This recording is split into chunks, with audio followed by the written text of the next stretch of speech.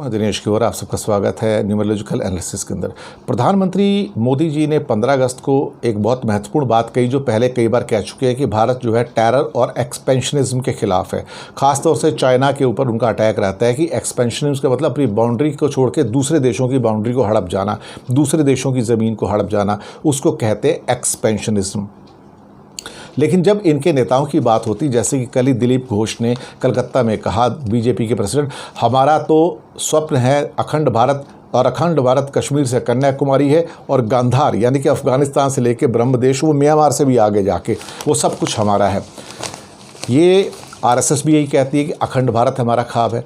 अब ये नहीं समझ में आता है कि एक तरफ मोदी जी कहते हैं कि हम एक्सपेंशनिज्म के खिलाफ हैं और ऊपर से ये भारत के अलावा पाकिस्तान को, बांग्लादेश को जीत लेना चाहते हैं और साथ में म्यांमार को भी हिंदुस्तान में मिलाना चाहते हैं, अफ़गानिस्तान को हिंदुस्तान में मिलाना चाहते हैं, आगे भी कुछ एरियाज़ को मिलाना चाहते हैं।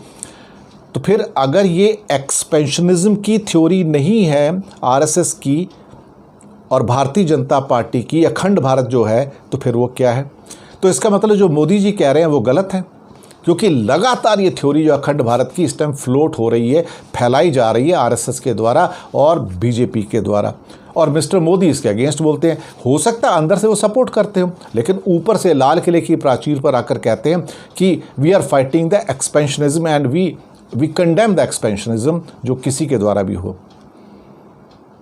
आप खुद ही सोच लीजिए सच क्या है और झूठ क्या है। शुक्रिया।